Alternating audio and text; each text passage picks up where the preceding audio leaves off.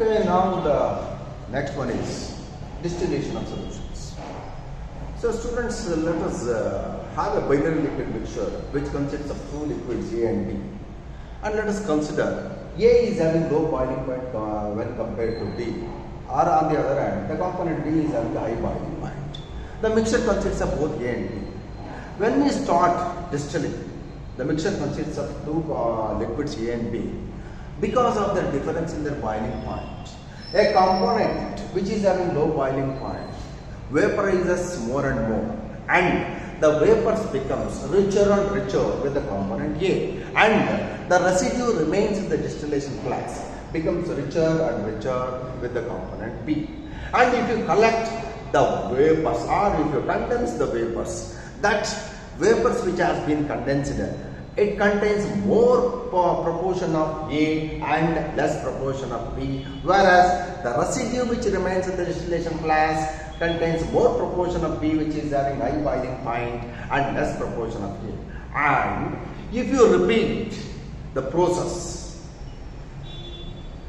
it is possible to separate the pure components A and B due to the difference in the boiling point. And remember, the separation of pure components A and B is possible to a 100% extent only when there is a large difference in the boiling points of the components A and B. And in both liquid and vapor state, the composition can be determined by applying a very important rule called lever rule. What the lever rule says, what the lever rule indicates, let us plot a graph of temperature versus composition during the time of distillation by determining the composition of vapor and the composition of the liquid. Now, as the component A is having low boiling point, it boils relatively at low temperature. T0A is the boiling point of the pure component A, and T0B is the boiling point of the pure component B.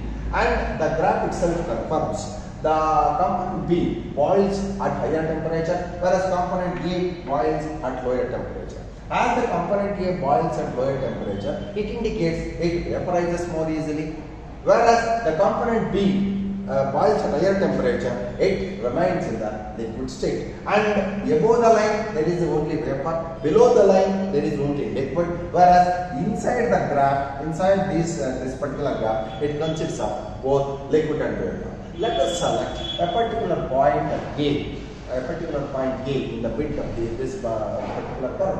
So this point, from point A to B, we are moving towards the vapor curve. From point A to L, we are moving towards the liquid curve. So AB represents the composition of liquid, whereas AL represents the composition of vapor. So according to lever rule, what the lever rule confirms, the ratio of the mole fraction of the liquid to the mole fraction of the vapor is equal to length of liquid to the length of vapor and length of liquid. The length AB, the length AB corresponds to the composition of the liquid. The length AB corresponds to the composition of the liquid, whereas the length AL corresponds to the composition of the vapor. Therefore, mathematically, the lever rule can be stated as the ratio of the mole fraction of the liquid to the mole fraction of the vapor is equal to the length AB and AL. AB represents the composition of vapor,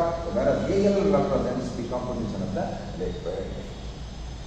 Coming to the most important one, azeotropes. In case of non-ideal solutions which deviates from Proff's law, they forms a constant boiling mixture.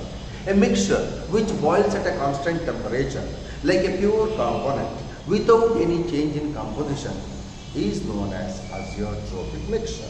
An azeotropic mixture, though it is a mixture, it boils at a constant temperature like a pure component.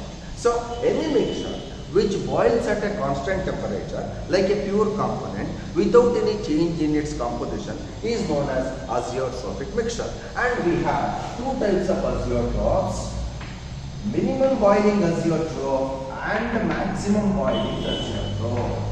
The minimum binding azeotrope is always formed by a non-ideal solution which shows by positive deviation from Raoult's law, where an azeotropic mixture boils relatively at low temperature when compared to the boiling points of either of the pure components.